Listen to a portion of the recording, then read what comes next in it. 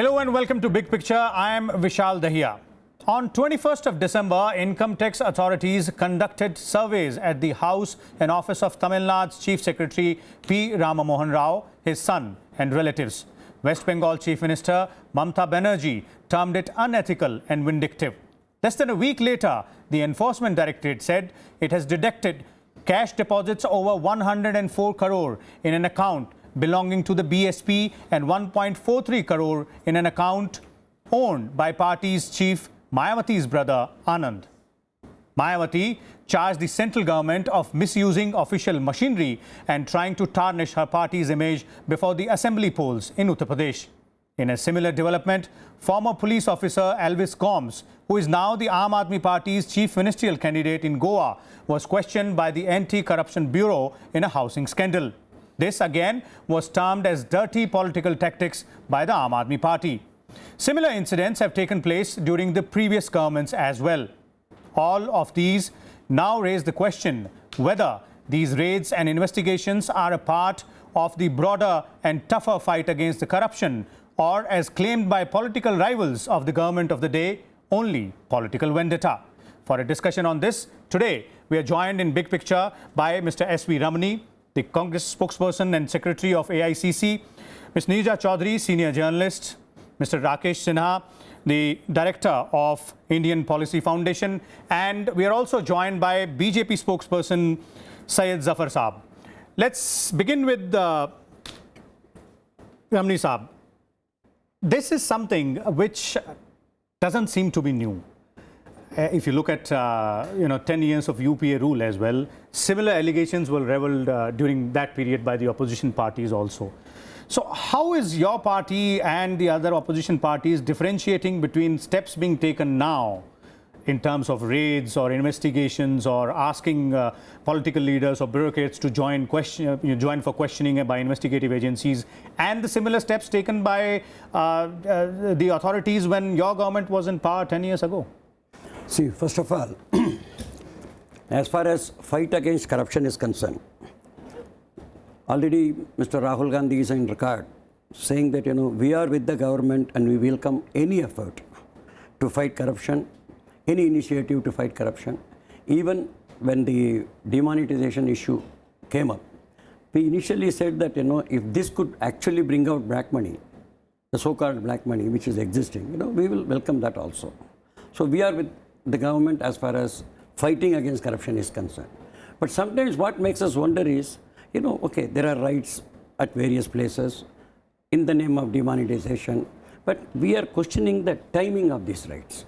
When there are elections just 2 months away in 4 states, how come that, suddenly you have woken up to Mayawati, suddenly you have woken up to Mr. Gomes, and also in Tamil Nadu, when you are actually trying to politicize and fish in troubled waters.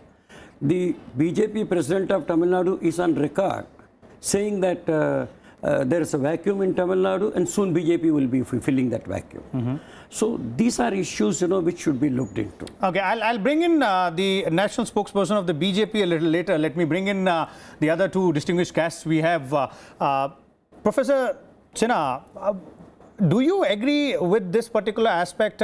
Is timing suspect? Is timing of any that particular in importance when you're fighting corruption?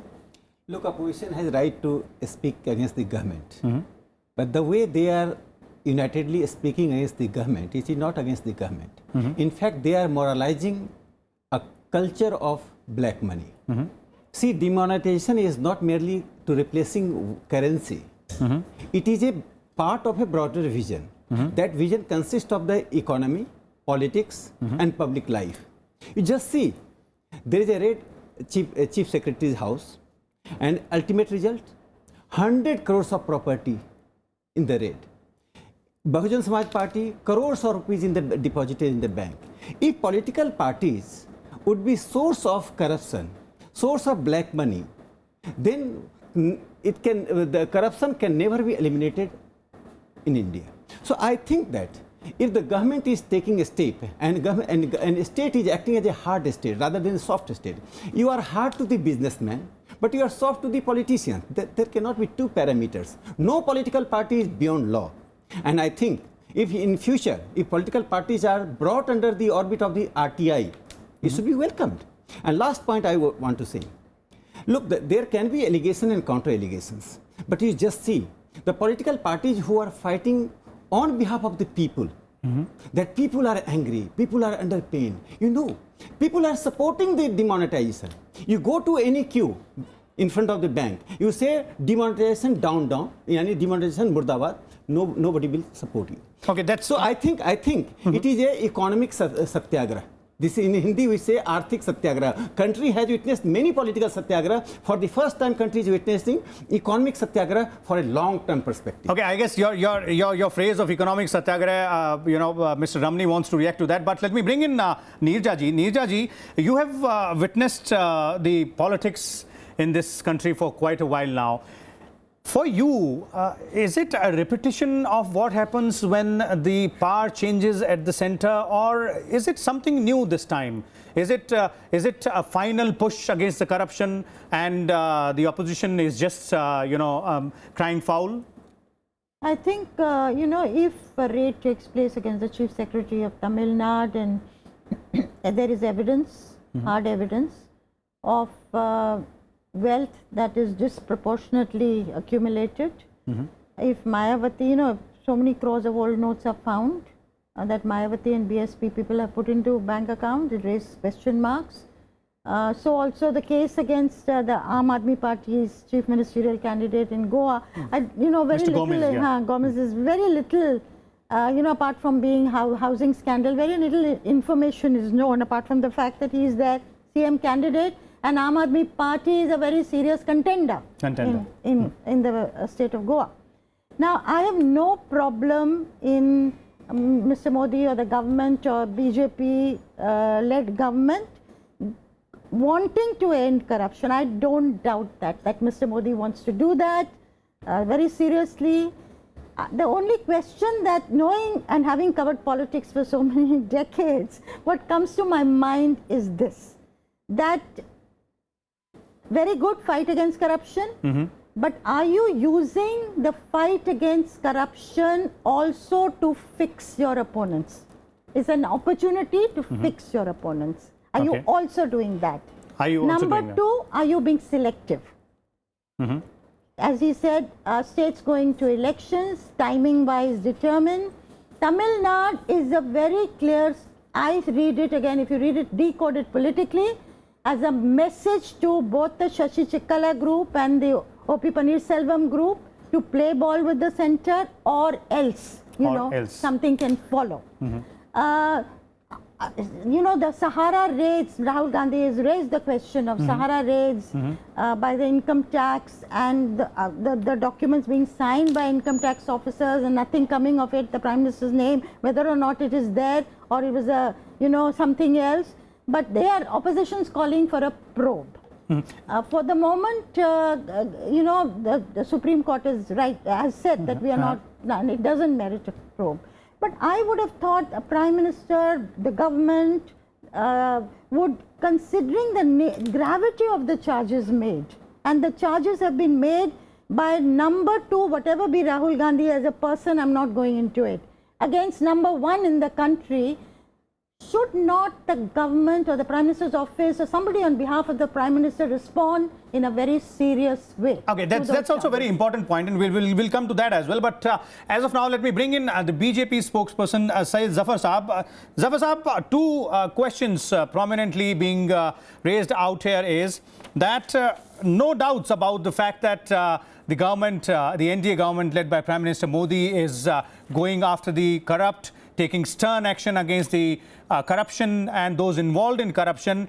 But is it being done to fix the opponents as well? Is the timing of several actions which are being taken is something which the opposition is specifically pointing that timing is suspect and it is being done to fix the opponents? How do you respond to that? Well, let me tell you very clearly. First thing, that there is absolutely no vendetta against anyone. There is no vindictive politics being played by the NDA or the BJP government. Let me also tell you, but you have to scan the credentials of the political party and their leadership. vis-a-vis the Honorable Prime Minister and his credentials. Honorable Prime Minister, not only in India, the people of India love him, rally behind him purely because he has a very clean track record, very clean credentials, and he is known as a global icon of honesty. While if you see the other political opponents, see their credentials, they are involved in some scam or the other, and they have been, and like Rahul Gandhi repeatedly was saying, and one of your panelists was speaking about Rahul Gandhi, you must see, ma'am, his credentials. He is out on bail. He has his party and government was known as government of scams and scamsters. Number of scams they have done, and it's being still, even after 2.5 years, so many scams are being unearthed. You have seen that in defense transaction, how many deals they have done only for the monetary consideration. So let me tell you one thing, that our intent is very, very clear, to clean up the corrupt society. The intent is clear, Zafar Saab. Nobody is questioning the intent out here. But the question is, are you being selective? That's what I'm saying there. Is there any election in Tamil Nadu? To my mind, there is no election there.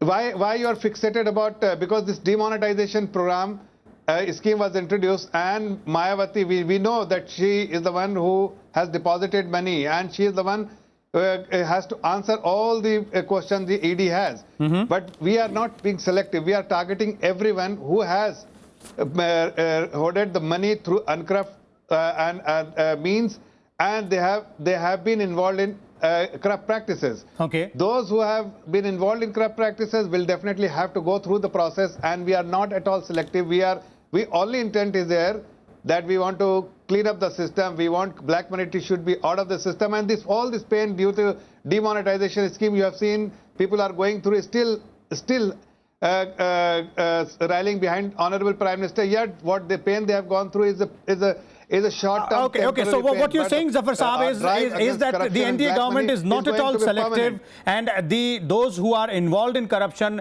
will have to face the consequences. Does this satisfy you, Mr. Ramani? Are you okay with this simple explanation that it is not selective? And black money is going to be a permanent one. We'll come back to you, Zafar Saab. Let's listen to Mr. Ramani. We had a long sermon about Mr. Modi's integrity and honesty, but I would like to again support Mrs. Neerja Chowdhury in her question that, the Rahul Gandhi ji has raised a specific question. He has raised specific corruption issues against the Prime Minister. And all he is asking is, why don't you come and answer yourself? Why is he keeping quiet? Number one. Number two, as far as the corruption issues are concerned, in the last 30 months, we have brought out the corruption on the Vyapam issue in Madhya Pradesh. We have brought the corruption issues in the PDS scam in Chhattisgarh, the mining scam in Rajasthan, and also the Gujarat scam, in which, the ONGC is being unnecessarily dragged into by this government. And it happened when Mr. Modi was the Chief Minister. Now, when they are when they want to fight corruption to such an extent, why don't you probe these things also? We have given specific documents, we have given specific papers. All we are asking is, an independent probe by a reputed either agency or independent judge. I'll come back to you. Zafar, I'll come back to you. Let me bring in Sinha ji out here, because the first point he made and the points which are being made by Mr. Ramani out here right now. How do you look at it? There were corruption allegations which were pointed out by the opposition earlier also against the ruling party members or the chief ministers or the ministers also. But no action was taken as being claimed by the opposition also. So is this what is being done right now? Is that to divert the attention? Is that what is happening? Even if I agree with his assumption, then on the basis of that assumption, should I raise here question that Nehru was in Jeep scandal after the independence? So look, divide the thing pre-demonetization and post-demonetization. Okay. As far as selective is concerned, I am giving you data for at least 10 BJP workers were arrested in different states with new currency, lakhs of new currency. Then the opposition raised the question that how come BJP got, but they were arrested. If head center come to rescue them, head party came to rescue them, no, So question is that ends justifies means sometimes. It is not always Gandhian principle means justifies ends. Sometimes ends justifies means. If there is a raid on the house of chief secretary and 100 crores property is captured, it captures the imagination of common people who are being almost exploited by these people. How come this money come? Second point, the most important thing. Rahul Gandhi is not being second. It's not second. It is a question of, does he carry weight? No, he doesn't carry weight. In democracy, legacy does not work. With your Gandhi Nehru family, 30 years old party, that hardly matters. Well, legacy and all that will be a separate topic for discussion. Because this issue is already with the Supreme Court. So because Rahul Gandhi raised the issue in the manner he raised the issue, he's already on the bill. Let's bring in Zafar Saab. Yes, Zafar Saab, what do you want to say? How do you respond to Mr. Ramani's charge and what Sinha Saab has said? Do you agree that this can be dissected into two parts, post-demonetization and pre-demonetization? Won't the charges which were made against your party's leaders and chief ministers, they stand and action should have been taken? And the answers which the opposition is now seeking of the Prime Minister against the allegations, the alleged allegations. So, how do you respond? Let me respond to what Mr. Ramani was saying. Let me first respond to that. Mr. Ramani told specific what the press conference made by Rahul Gandhi after all the hula bala he did, that he will have earth-shattering information to be shared with the people of India. There will be earthquake, nothing has happened, purely because this information was already in public domain. You can see, as Mr. Sinha was rightly mentioning, that he doesn't carry weight. Even when he speaks, same Mr. Ramani there will be earthquake for him because he has to defend all the statement he will make, and all the statements will be backed by nothing and cannot be substantiated. Having said that, this particular example of what he said about the Prime Minister, all the allegation, the same information is in the public domain as well as with the Supreme Court, and Supreme Court has already discarded it and requested the fresh evidence should be given because this is meaningless and it cannot be taken as evidence. Secondly, you must the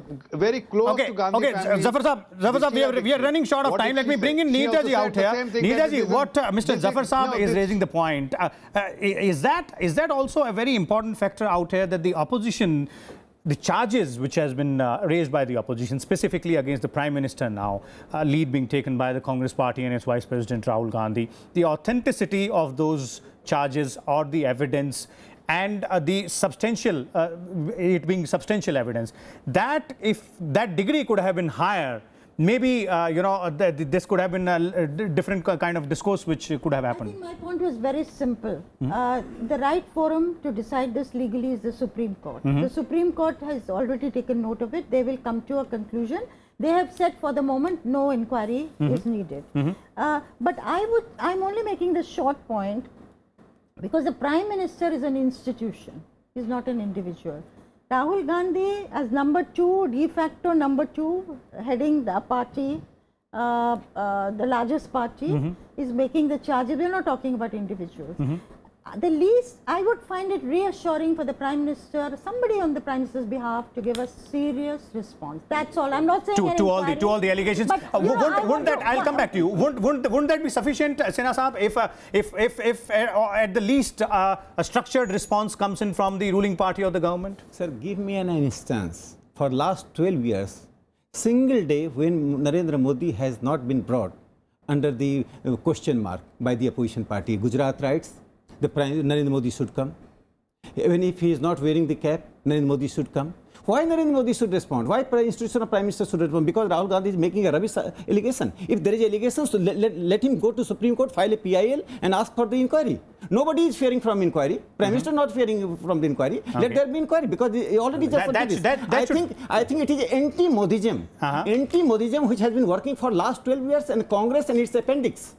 In both intellectual life and academics and journalism. They are all in one mission working against Narendra Modi. Target is Narendra Modi. Is that acceptable to the party? Is that acceptable to Congress? Let's listen. Absolutely not. See, one thing, I'm very surprised because I have a lot of respect for Mr. Sinha. But Mr. Sinha to say that, corruption has a different dimension before demonetization and after demonetization is absolutely rubbish. Okay. Corruption is corruption, whether Corruption it is- happened before demonetization or after demonetization. The question is, after demonetization, you have taken certain steps. What we are asking is, in the last 30 months, we have given corruption charges. And he says that, why should Modi answer? What I am asking is, because he wants us to go to the court. In 30 months you have been in power. In 30 months the CBI was with you. All the government institutions were with you. You have been putting corruption charges after charges against Congress. Have you been able to prove even one? So how can you say that Congress is indulging in corruption when you yourself is saying that as far as Modi is concerned we must go to the court. Sir, but as far as Modi is not concerned, they will give the corruption. How can it is acceptable? Sir, who is on bail? The country wants to know. Rahul Gandhi and Sonia Gandhi both are in Okay, but Just but because but you are the on- question, you are on but the bail question, doesn't- I but have the not question, seen, I have you not are- seen a thief you who are- plunders you- his own money. You are National pronouncing let me judgment come in. even before the trial has taken Ramani ji, place. let me come in here. Let me bring in Neerja ji. The moot question, which was pointed out by Sinha ji Can I and just respond to objected that, to please? by Mr. Ramani, that you cannot distinguish on the issue of corruption between post-demonetization and pre-demonetization. And is that the issue from where it stems the charges of being selective and being being pinpointed against specific opposition leaders? I would make just two quick points. One, it's not that there may be people who are, suffer from anti-Modiism. Yeah. There may be, I concede that, who may have a bias since 2002.